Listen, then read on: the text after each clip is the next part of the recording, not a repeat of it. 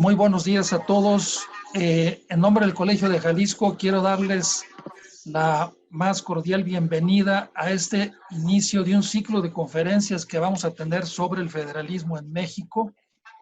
Y en esta ocasión, pues agradecer al doctor Kervin Puente, quien enseguida lo presentará el doctor Said Sánchez, que es investigador nuestro en el Colegio de Jalisco. Además de dar la bienvenida, nada más quería comentar a todos ustedes quienes nos acompañan en esta primera sesión que en los próximos días habremos de tener diferentes temáticas, distintas ópticas e incluso temporalidades para seguir analizando el tema del federalismo en México, qué tan importante es y se convertirá aún más en México de nuestros días, sobre todo por los acontecimientos que se están viviendo. Pues sin más preámbulo, muchas gracias a todos, gracias al doctor Kervin Puente, al doctor Said Sánchez por haber establecido este contacto con el doctor Kervin y a todos ustedes por el favor de su asistencia. Los dejo en la voz del doctor Said Sánchez. Muchas gracias. Agradezco la asistencia virtual de los colegas, alumnos, público invitado y a la agrupación Hagamos, que toma esta conferencia como parte de sus cursos de formación política. Y bueno, como ya se comentó, estas conferencias tienen como finalidad discutir y debatir diversos temas en el marco del federalismo mexicano. Y en esta ocasión, pues, inauguramos el ciclo con un invitado de lujo, el doctor Kervin Puente Martínez, quien es doctor en Ciencia Social por el Colegio de México, maestro en Estudios Políticos y Sociales por la UNAM, y también cuenta con una maestría en Estudios Legislativos por la Universidad de Hull en Inglaterra, y es licenciado en Ciencias Políticas por la UNAM. Él es profesor investigador de la Facultad de Ciencias Políticas y Sociales de la misma institución y miembro del Sistema Nacional de Investigadores Nivel 2. Ha sido coordinador del Centro de Estudios Políticos de la UNAM y actualmente es coordinador del programa de posgrado en Ciencias Políticas y Sociales. Él es director de la revista académica Estudios en Derecho a la Información, editada por el Instituto de Investigaciones Jurídicas de la UNAM. Y cabe decir también que en 2015 obtuvo el reconocimiento Universidad Nacional para Jóvenes Académicos en el área de Ciencias Sociales. Él es autor de diversos artículos, libros y capítulos de libros.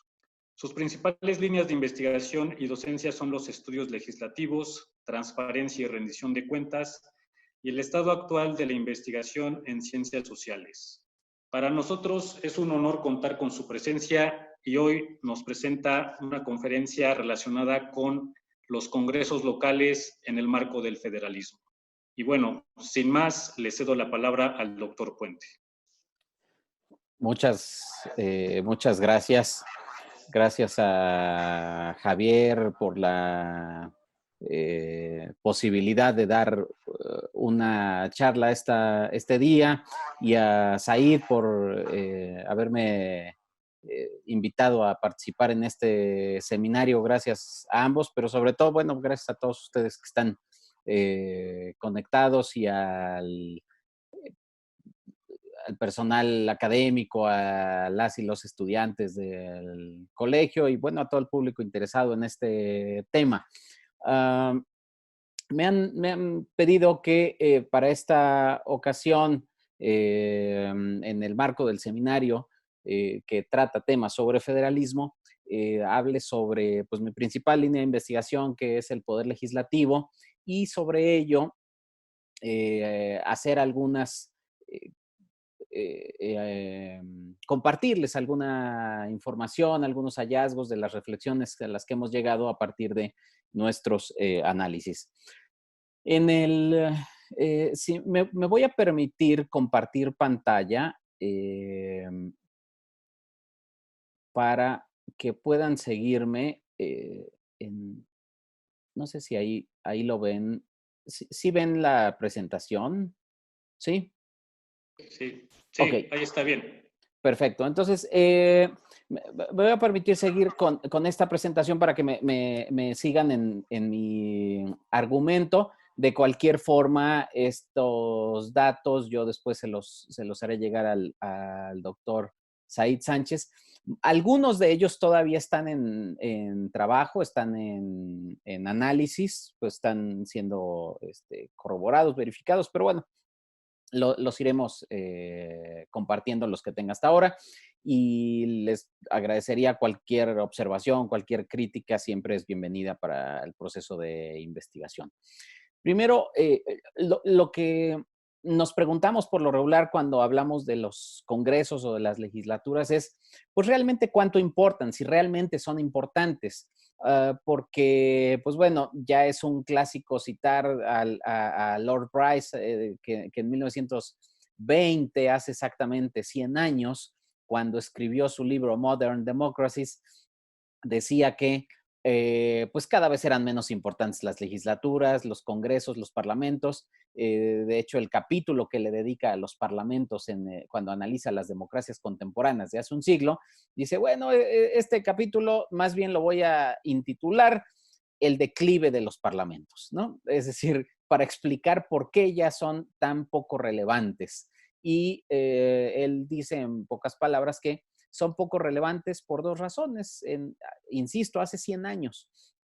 Son dos razones. La primera es porque los ejecutivos son los que controlan la política, son aquellos los que deciden las políticas.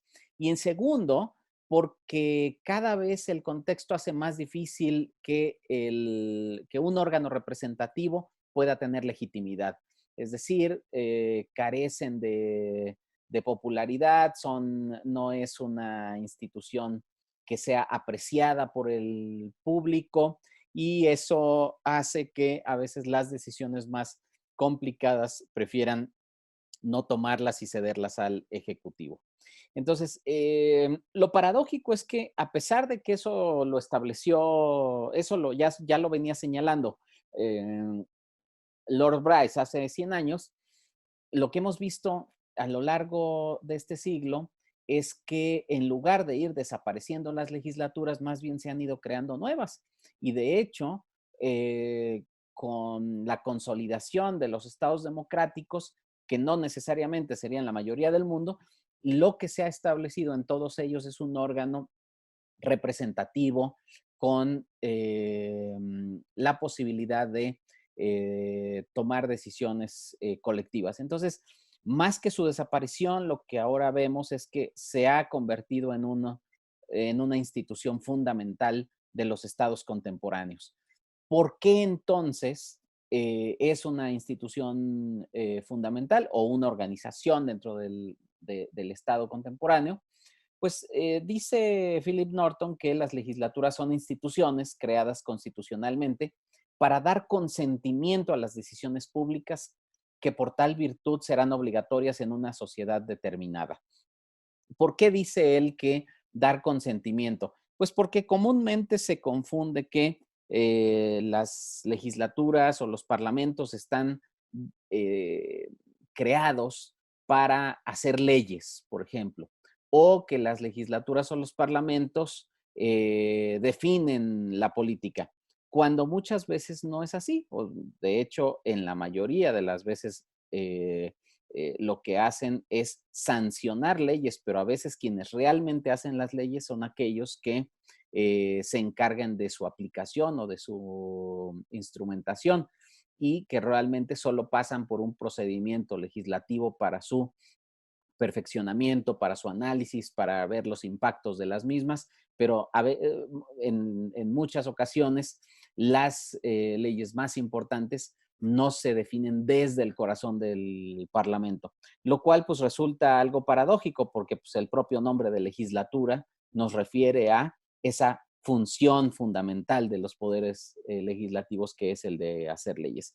Y eso nos acarrea siempre muchas tensiones a la hora de estudiar a los congresos o los parlamentos, porque lo natural sería pues ver qué es lo que producen, cuáles leyes aprueban, cómo se discuten, etcétera. Y lo que solemos ver por lo regular es que no es así.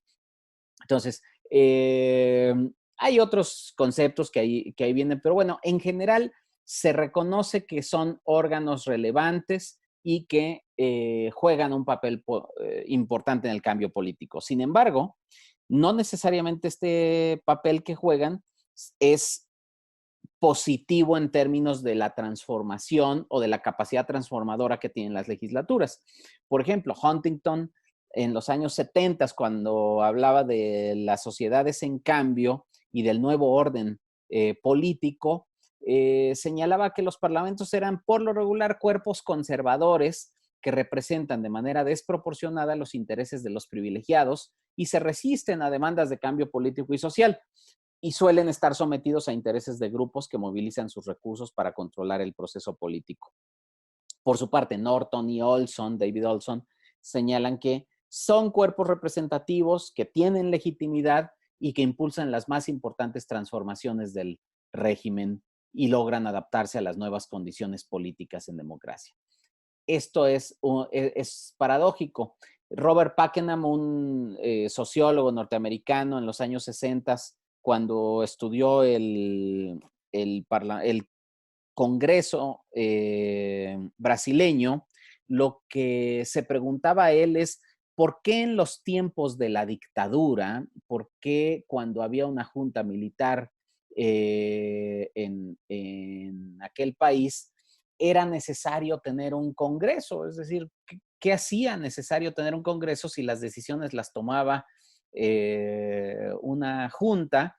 Y él dice, bueno, veamos cómo los congresos juegan un papel importante incluso en los regímenes autoritarios. Y en los regímenes autoritarios, lo más importante que hacen es, uno, decía Pakenham, está hablando de Brasil, de los 60, pero la teoría viaja muy bien para otros países. Dice, pues lo primero es que hacen es otorgar legitimidad al propio sistema político. Es decir, no basta con que el gobernante o el dictador en aquellos años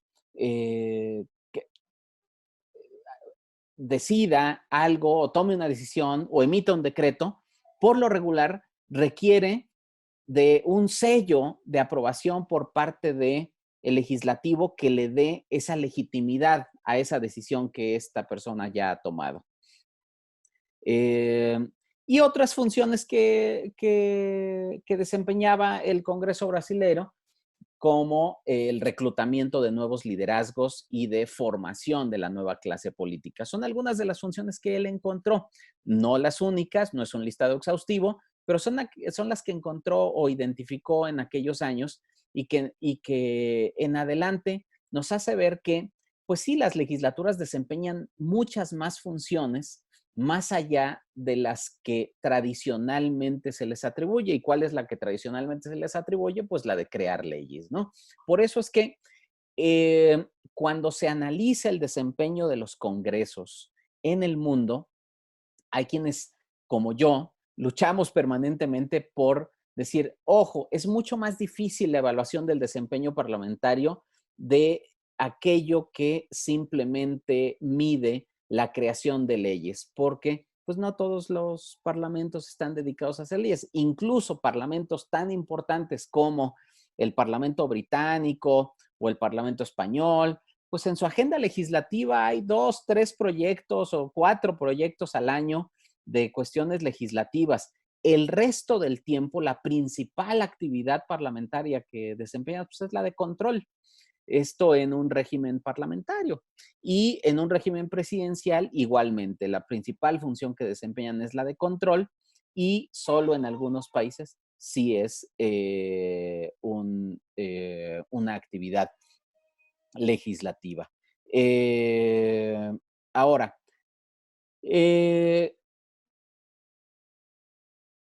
decía Nelson Polsby que existen 2 grandes tipos de legislaturas. Las legislaturas que él llama transformadoras y las legislaturas que él llama arena o que son foros de debate. Las legislaturas transformadoras son aquellas que, dice Polsby, poseen la capacidad independiente, frecuentemente ejercida, de modificar las iniciativas de ley independientemente del origen de las mismas. Es decir, que no importa que sea el Ejecutivo el que presente una iniciativa, la legislatura tiene tal autonomía y tal capacidad que por lo regular las modifica, las cambia o incluso las rechaza. Este tipo de legislaturas son controladas al interior de la misma legislatura, es decir, sus liderazgos no son impuestos desde fuera. Por lo regular, estas legislaturas tienen un sistema de comisiones fuertes y autónomo, con alta capacidad técnica. Un ejemplo de este tipo de legislaturas, o que se acerca a este tipo de legislaturas, es el Congreso de los Estados Unidos, que tiene una gran capacidad técnica, los legisladores gozan de amplia autonomía y el sistema de comisiones es muy fuerte. Si recuerdan ustedes, en el gobierno congresional de Woodrow Wilson, él decía, pues el poder realmente en los Estados Unidos reside en los presidentes de las comisiones del Congreso. Decías, ser presidente de la comisión de Ways and Means o de Justicia en las cámaras de Estados Unidos tiene más poder que el vicepresidente de los Estados Unidos, ¿no? Tienen mucha fuerza porque controlan gran parte del proceso legislativo. Y las otras legislaturas son las legislaturas que él llama arenas o foros de debate, que básicamente sirven como espacio para la convivencia y debate de las fuerzas políticas más significativas de un sistema político.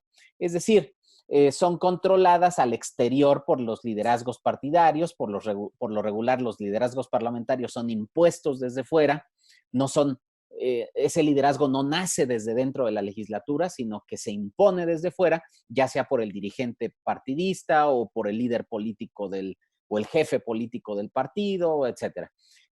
Un ejemplo más cercano a estos foros de debate es el Parlamento británico, de acuerdo a esta tipología de Paulsby. En síntesis, ¿cuál sería la gran diferencia? Pues las legislaturas arena, digamos que debaten mucho y deciden poco, mientras que las legislaturas transformadoras, pues a veces tienen poco debate parlamentario, pero toman decisiones relevantes, toman decisiones muy importantes. ¿Por qué es importante esta referencia? Pues porque justamente lo que tendríamos que preguntarnos es, ¿cuánto importan nuestros congresos locales en México? Es decir, ¿cuán transformadores son esos congresos locales? ¿Tienen capacidad de incidir en las decisiones o no? Permítanme hacer una pausa porque se me está...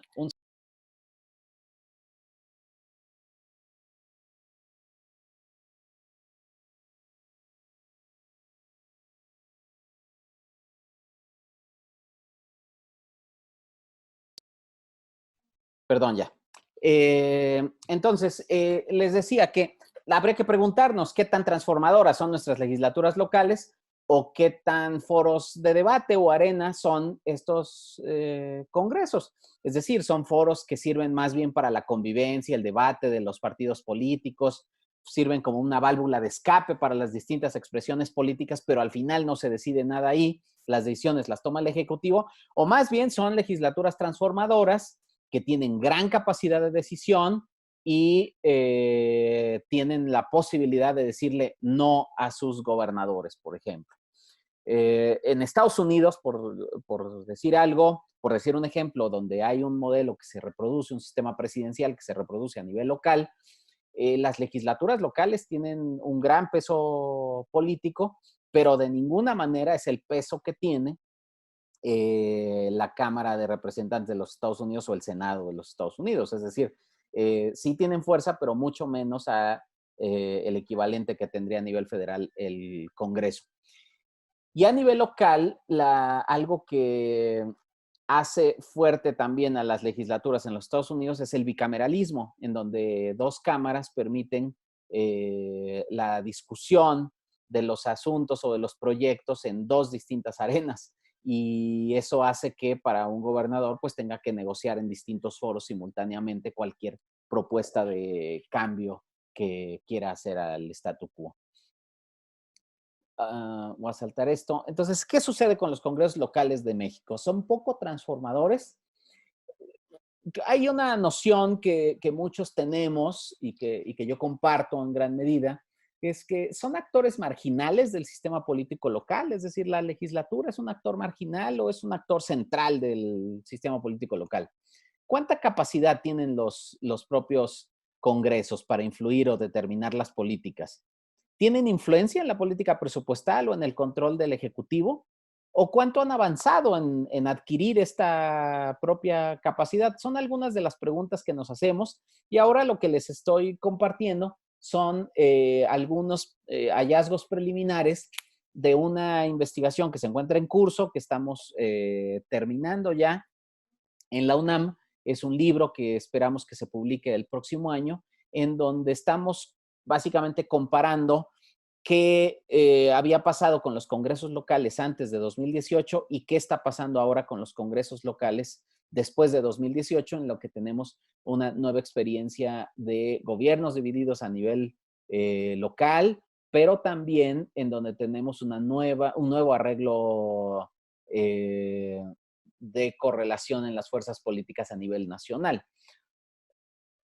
El objetivo de este proyecto que les estoy compartiendo es evaluar si la democratización ha contribuido en la institucionalización de las legislaturas locales y si existe evidencia suficiente de que los congresos locales están controlados por los gobernadores, independientemente del diseño de gobierno dividido o unificado. Es decir, si no importa que haya gobierno dividido o unificado, los gobernadores siguen mandando. Que era algo que cada vez veíamos con mayor frecuencia. Es decir, que a pesar de que el partido del gobernador no conseguía la mayoría legislativa, el gobernador seguía siendo el gran legislador o el gran jefe de la legislatura local. ¿Por qué sucedía eso? Es decir, había gobernadores que tenían, su partido tenía solo el 30% de los votos en el Congreso local y sin embargo, siempre sus proyectos eran aprobados, siempre tenía una amplia mayoría legislativa y eso lo hacía muy interesante de investigar. Ese es algo para saber qué era lo que estaba determinando este control de los gobernadores. Algunos de los supuestos son que se espera que una legislatura con mayores capacidades institucionales tiene más posibilidades de influir en las políticas o en decisiones relevantes. Una legislatura con mínima capacidad técnica no podrá responder a las demandas de los representados y tenderá a ser marginal. Y los ejecutivos que no tienen contrapesos, pues tienden a ejercer el poder de forma autoritaria. No es que no quieran, es que si se lo permiten, pues lo hacen. Para precisar sobre el concepto de institucionalización, el concepto de institucionalización pues es un término que se usa desde los años 70 con autores, bueno, como Polsby, el artículo de Polsby es del 68, pero después, y antes Huntington en el 65 ya se había referido a los procesos de institucionalización, Keohane en el 71, pero realmente en los 70 es donde se utiliza este concepto para ver cómo las organizaciones políticas van adquiriendo valor y estabilidad a lo largo del tiempo y con ello se van adaptando al nuevo contexto y al mismo tiempo pues van desarrollando capacidades. Esto lo que ha permitido es hoy tener mejores instrumentos para evaluar estos procesos de institucionalización. La institucionalización legislativa en particular se refiere a un proceso que permite a los parlamentos desarrollar capacidades organizacionales y adquirir influencia en las decisiones públicas. Hay variables que se pueden operacionalizar, como autonomía, formalidad, uniformidad, complejidad, etc. Yo lo que hice en este trabajo, que les digo que estamos por concluir, es operacionalizar 3 variables, que es fronteras institucionales, complejidad organizacional y formalidad y universalidad de procedimientos, pues para ver cómo se han ido adaptando los congresos en esta pregunta que nos hacemos, si son relevantes o no los congresos locales y qué tanto influye su institucionalización en la relevancia que tienen o no a nivel local. Como el propósito que nos habíamos puesto era estudiar, era estudiar a los 32 estados del país, pues lo hace todavía un poquito más difícil porque la calidad de la información a nivel local pues es de la más variada y no necesariamente encontramos los mismos datos ni la misma sistematización o la misma rigurosidad y en algunos casos simplemente no existe información que se pueda conseguir vía remota. Y pues bueno, hemos tenido que hacer distintos malabares para conseguir esto. ¿Cuál es el contexto? Bueno, pues el contexto es un modelo presidencial nacional que se replica y que se repite a nivel subnacional, un, eh, un arreglo institucional federal con legislaturas unicamerales, con sistemas electorales mixtos, una transición hacia la pluralidad primero y hacia la competitividad y hacia la democracia subnacional, y la reelección legislativa como una variable interviniente de la nueva realidad local y nacional, que es algo reciente. Ahora, ¿cuáles han sido los efectos también de las reformas electorales? Pues las reformas de los 70 pues caminaron hacia propiciar la pluralidad, las reformas de los 90 hacia la descentralización del poder y también la descentralización de la organización electoral, pero las últimas reformas han sido más bien recentralizadoras, las reformas de los años recientes en materia de acceso a la información, en materia de derechos humanos, eh, de partidos políticos y de organización electoral, pues más bien han sido recentralizadoras. Un ejemplo muy claro es lo que ha sucedido ahora en el contexto de la pandemia con el INE, que pudo determinar por sí solo aplazar las elecciones a nivel local en 2 estados donde habría elecciones, algo que sería inconcebible en un régimen federal, en donde además en su propia constitución se establece cuándo serán los procesos electorales. Entonces, el INE, una autoridad administrativa, aunque sea órgano constitucional autónoma, pero es una autoridad administrativa, puede incluso suspender las elecciones o posponer las elecciones, aunque la propia constitución local diga cuándo deben de celebrarse, ¿no? Entonces, eso lo permite la nueva reforma electoral y bueno, pues por eso digo es que las nuevas reformas son recentralizadoras. En la búsqueda de una explicación, algo que nos planteamos es que la explicación tradicionalmente aceptada al desequilibrio de poderes es el control político de los gobernadores, ¿no? No, pues es que los gobernadores son los que controlan, son los que deciden y no hay mucho más que decir sobre ello. Pero pareciera que es como un asunto de voluntad y quienes somos más institucionalistas, lo que hacemos es tratar de preguntarnos a partir de qué elementos del diseño institucional hacen propicio que los gobernadores sigan teniendo estos controles. Y aquí lo que se hace es explorar la debilidad institucional de las legislaturas locales a través de las comisiones débiles que no tienen autonomía o expertise y cómo esto tiene una relación directa con la capacidad para controlar a los ejecutivos e influir en las políticas. Como podemos apreciar, pues bueno, lo que ahora no nos faltan son partidos políticos, es decir, todas las reformas políticas y electorales estuvieron encaminadas hacia la pluralidad y hacia propiciar la existencia de varios partidos políticos. Y se pensaba, esa era la teoría de la pluralidad política, que con el hecho de que hubiera más de un partido político en los congresos locales, es decir, que se estableciera y se normalizara la pluralidad a nivel local, entonces iba a haber mayores contrapesos con los ejecutivos locales y a nivel federal también. Lo que vemos hoy es que todos los estados del país tienen pluralidad, es decir, no hay ningún estado del país en el que tenga una fragmentación partidaria. Esta gráfica es el número efectivo de partidos por entidad en 4 distintos periodos y pues hoy lo que tenemos son amplia pluralidad política que parece ya es algo que llegó para quedarse. Y lo que hemos encontrado es pues, que no necesariamente eso se refleja en mayores equilibrios de poder.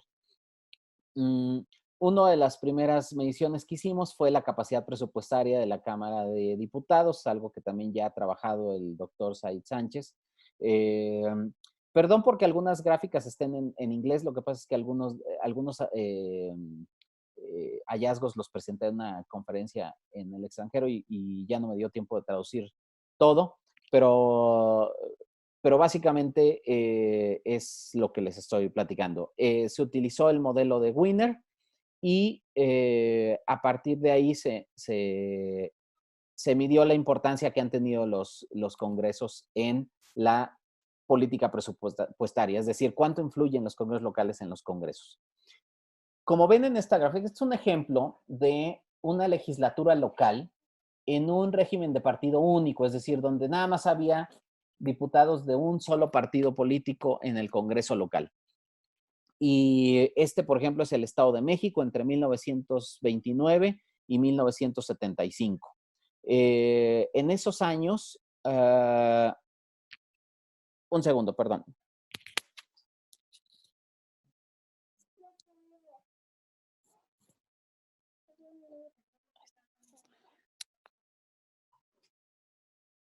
Ya, perdón. Entre 1929 y 1975. Como pueden ver, cuando es el número de días que transcurren para la aprobación del presupuesto en un congreso local. Van a ver, por ejemplo, la primera legislatura que se estudia, el primer presupuesto que se estudia es el de 1930. Pasan 0 días entre que llegó la propuesta de presupuesto y que se aprobó la propuesta de presupuesto. ¿Qué quiere decir esto? Que teóricamente ese día se recibió, ese día la comisión se turnó a comisiones, ese día la comisión lo analizó, emitió un dictamen y ese día se volvió a reunir el pleno para autorizar el gasto público de la entidad. Ese instrumento tan importante de política pública en unas cuantas horas, es decir, en 0 días. Y así podemos ver en todos estos años que pues lo que sucedía es que ahí sí lo que podemos decir, el gobernador controla efectivamente al Poder Legislativo y decide en qué se gasta el presupuesto del Estado, y estos no tienen capacidad ni siquiera de análisis, ya no digamos de conocer, ya no, ni siquiera de conocer los detalles, porque pues bueno, en unas horas que se puede conocer. Entonces, esto uno pensaría que sería modificado totalmente con las reformas electorales, porque las reformas electorales iban a propiciar mayor pluralidad, y al haber mayor pluralidad, entonces los congresos locales iban a ser un contrapeso de los gobernadores. Y entonces el número de días, por ejemplo, para aprobarle sus propuestas al Ejecutivo, pues iba a ser mayor porque las someterían al escrutinio. Y sin embargo, lo que vemos es que la transformación no es tanta. Por ejemplo, este es el mismo Estado de México. Recuerdan que les decía, este es el Estado de México entre el 29 y el 75, cuando nada más había un partido político en su integración. Y este es el mismo Estado de México, pero entre 99 y 2018. Y ahí podemos ver que efectivamente hay más días, es decir, tarda más días en aprobarse el presupuesto. Por ejemplo, el presupuesto del 99 tarda 20 días, el presupuesto de 2028, el de 2001, 23. Pero en los años recientes, 2013, 2014, hasta el 18, pues el número de días es prácticamente de una semana. Es decir, si los congresos locales sesionan una vez a la semana, pues lo único que sucedió es que terminaron aprobándole de una sesión a otra el presupuesto.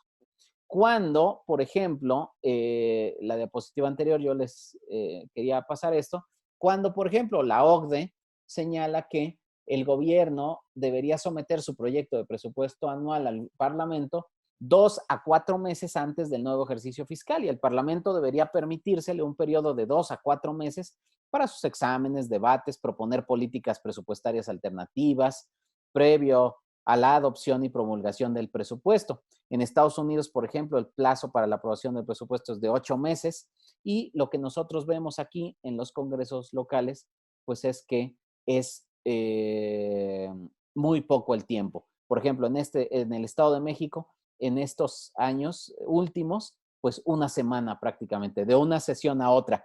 Y eso, una sesión a otra, porque el reglamento les impide votarlo en la misma sesión como se podía en los años 60 o en los 70. Es decir, se tiene que presentar el dictamen y el dictamen requiere de al menos una lectura. Se pueden dispensar algunos trámites, pero eso quiere decir pues que básicamente sí, el gobernador sigue controlando el proceso presupuestario y los contenidos. Por ejemplo, es Guanajuato. Guanajuato se ha estabilizado a lo largo del tiempo. Tenemos igual entre 98 y 2018, entre 17 días en el 98 hasta 15 días en el 2018.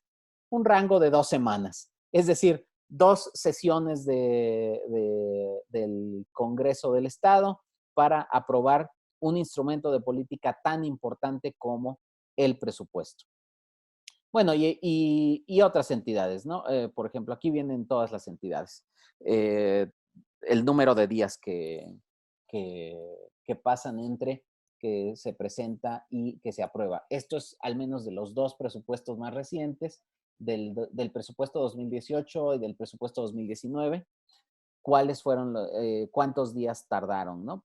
Hay unos que son, que es sorprendente, por ejemplo, Querétaro, 5 días u 8 días, Sinaloa, 11 días y 6 días, Tamaulipas, 8 y 7 días, Chiapas, 16 y 4 días. Es decir, hay prácticamente, ¿qué quiere decir esto? Pues si nos vamos a la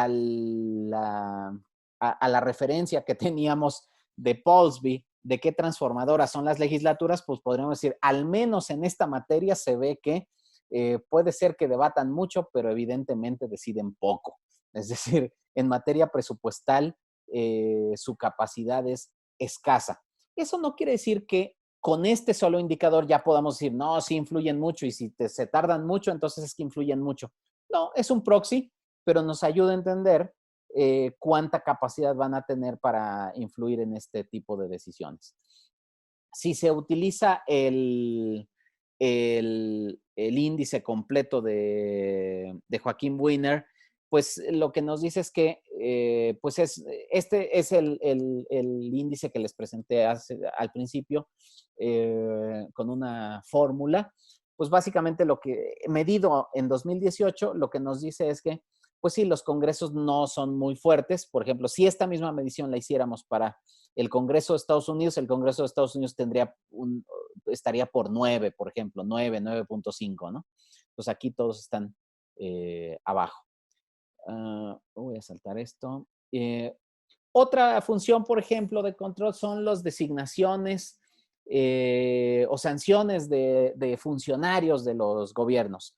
Un Congreso local que tiene la facultad de nombrar funcionarios del gobierno o de sancionar los nombramientos del gobierno suele tener también mayor capacidad de control. Y lo que vemos acá es que en México los congresos locales por lo regular tienen son pocos los nombramientos que deciden para funciones ejecutivas. Aquí viene, por ejemplo, en el 2018, cuántos nombramientos se decidieron de la administración local por parte de la legislatura. Y pues hay estados donde pues no hay siquiera un solo nombramiento que pase por el escrutinio del Poder Legislativo. O, por ejemplo, este es un dato sobre el número de auditorías realizadas al año por la Auditoría del Estado o por el órgano de fiscalización superior del Estado, auditorías de desempeño. Y pues bueno, lo que vemos es que hay por lo regular pocas auditorías de desempeño. Esto solo en los estados donde tuvimos acceso a esta información, no tuvimos acceso a todos los estados. Bueno, este dato lo que presenta es el desempeño de la propia legislatura en materia de transparencia, es decir, qué tan transparente es la legislatura con el paso de los años. Y como podemos ver, hay algunos congresos que han ido a la baja, es decir, hoy son mucho más opacos de lo que eran antes, a pesar de que hoy tengamos mejores leyes. Por ejemplo, un ejemplo es Morelos, ¿no? Morelos no lo hacía bien, pero no estaba tan mal como está ahora, ¿no? Por ejemplo, que es el último de las columnas. Morelos tenía pues un desempeño más o menos promedio, estaba en la media, y en la última legislatura su desempeño en materia de transparencia pues se ha caído y es notorio que está muy por debajo del resto de los demás estados. Bueno, y así cada entidad. A veces lo que podemos ver con algunas caídas de algunos estados es, por ejemplo, cuando tienen cambio de legislatura y el cambio de legislatura sigue siendo una debilidad fuerte de las legislaturas en términos institucionales. Bueno, y al final, institucionalización. ¿Por qué institucionalización? Pues porque queremos ver cuánto influye la institucionalización en esto. Y, por ejemplo, uno de los primeros datos que encontramos es las comisiones. Por lo regular, las comisiones, si fuesen importantes, si tuvieran capacidad de influencia, serían unas cuantas comisiones, es decir, serían pocas, pero con mucho poder. Y lo que hemos visto es que en muchas legislaturas lo que ha sucedido es que se crean tantas comisiones que se dispersa el poder y se crean comisiones como una especie de cuota para que todos, al menos los legisladores, todos al menos sean presidentes de alguna comisión, aunque no sea importante la comisión, pero que al menos puedan tener la posibilidad de decir que son presidentes de comisión. ¿Cómo o para qué sirve esto? Pues para obtener más recursos, no necesariamente porque les paguen más, sino porque tienen más recursos institucionales, es decir, tienen oficinas, tienen personal, tienen a veces recursos materiales y a veces también recursos económicos, pero también recursos para visibilizarse como voceros de algún tema, como interlocutores con grupos de interés o grupos de presión sobre algún tema, y entonces es por ello que el número de comisiones es importante. Entonces, la razón de comisiones por miembros de la legislatura o por integrantes de la legislatura es importante. Por ejemplo, si vemos el caso de, bueno, por ejemplo, Jalisco. Tiene 37 comisiones y tiene 39 miembros la legislatura. Entonces da una razón prácticamente de uno, es decir, tendrías que tener muy mala suerte para no ser presidente de alguna comisión, de la que sea. Y más bien ahí de lo que se trata, pues es de una forma de repartirse el poder, aunque no existan asuntos sustantivos al interior de esa comisión. Se hace una medición sobre la institucionalización de las comisiones en los congresos locales, en donde pues lo deseable sería que estuvieran en los 80s, en los 90s o en el 1, una legislatura altamente institucionalizada. Por ejemplo, en la Cámara de Representantes de los Estados Unidos, los niveles de institucionalización se acercan a 1, ¿no? Están entre 0.9 y 1.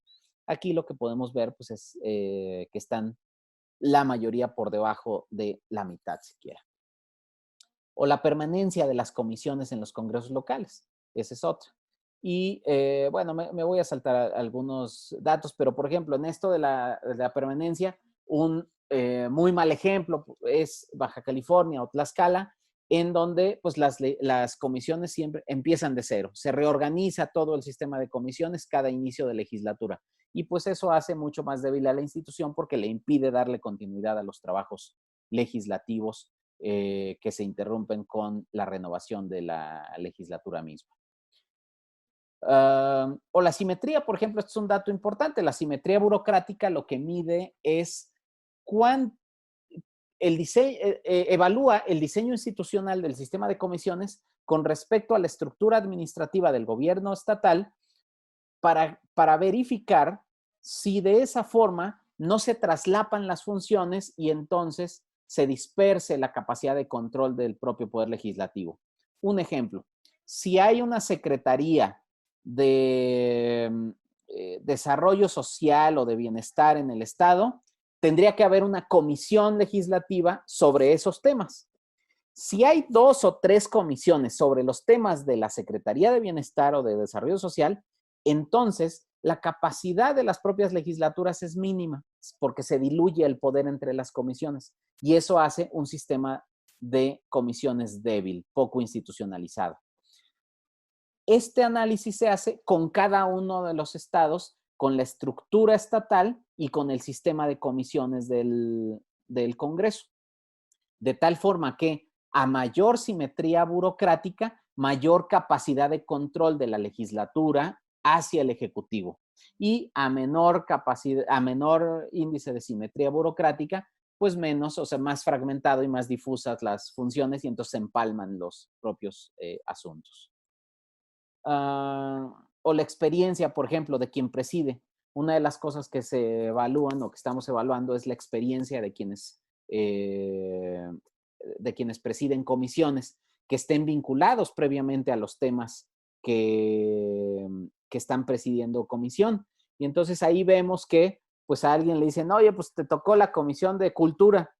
Oye, pero pues yo no tengo ninguna experiencia, pues es la que hay, ¿no? Entonces, cuando eso sucede, pues el impacto que tiene eso o la repercusión que tiene esa decisión del Pleno de nombrar a alguien que no tiene experiencia temática en la presidencia de una comisión, es fatal para la institucionalización de la legislatura, porque su capacidad para influir en esos temas pues va a ser mucho menor por parte del Congreso.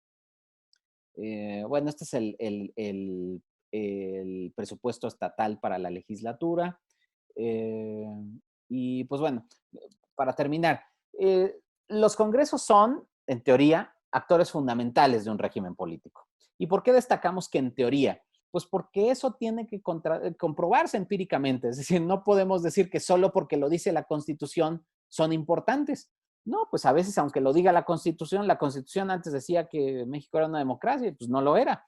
Entonces, es importante contrastar empíricamente si las funciones que están otorgadas en las constituciones a los congresos locales son efectivamente ejercidas o simplemente son una nota de papel a las cuales están abdicando en los hechos. El papel de los congresos locales ha sido limitado por la amplia capacidad de control de agenda de los gobernadores, pero también, y muy importante, por la escasa capacidad institucional que han desarrollado las legislaturas para el desempeño de sus funciones. A pesar de la democratización y de la integración plural de los congresos locales, estos han dejado de ejercer funciones clave, como el control y la fiscalización de los ejecutivos locales. Es decir, no basta con que tengan capacidad política, es decir, no basta con que tengan la atribución legal, se requiere tener también capacidad técnica para hacerlo, porque una legislatura que de repente quiere ejercer su autonomía, pues aunque quiere ejercer su autonomía, si no tiene la capacidad técnica para hacerlo, pues va a quedar debilitada frente al Ejecutivo estatal. Y por eso es que es tan importante estudiar las maquinarias internas de los congresos locales y no nada más el macro funcionamiento o no nada más las facultades constitucionales, porque eso no nos alcanza a explicar el desempeño de las legislaturas locales. Hay retos en términos de investigación, la evaluación de la fragmentación del sistema de partidos, la institucionalización legislativa que es limitada, la institucionalización de los sistemas de comisiones como medio para el tránsito de legislaturas marginales a reactivas o transformadoras y los escasos niveles de apertura a las actividades parlamentarias como mecanismo de legitimación de las decisiones de los congresos. Yo diría, sobre eso hay muchas tesis por hacer sobre los congresos locales, todavía son poco estudiados y es una gran oportunidad para abrirse camino en los estudios legislativos institucionales. Pues hasta ahí me quedo y les agradezco y estoy atento a sus comentarios, preguntas, reacciones. Ok, muchas gracias. Bueno, no sé si el doctor Javier Hurtado tenga algunos comentarios o preguntas también que hacer. Adelante, doctor. No, muchas gracias. Simplemente agradecer al doctor Kervin y a todos quienes participaron. Entendí yo que nos va a dejar parte de lo que presentó, ¿verdad? Para que los alumnos que no pudieron estar pues puedan también enterarse. Pues muchas gracias, Kervin, la verdad, pues muy ilustrador. Gracias a Said que nos hizo el favor de hacer este contacto y de fungir como moderador. Gracias a todos. Buenas tardes. Gracias, Javier, con todo gusto. Gracias. Yo les haré llegar la presentación a través del doctor Said Sánchez para que la comparta con los estudiantes que no pudieron estar. Y con la única anotación que son datos todavía preliminares, esperamos que se publique dentro de algunos meses, el próximo año, como parte de un libro. Ok, pues agradezco mucho al doctor Kenvir Puente y a los asistentes virtuales por habernos acompañado en este ciclo de conferencias. Durante el mes de mayo habrá otros 2 ponentes. Ya ustedes se pueden informar en las redes sociales del Colegio de Jalisco. Y sin más, nuevamente agradezco al doctor y estamos en contacto y esperemos vernos pronto por estos mismos medios. Hasta luego.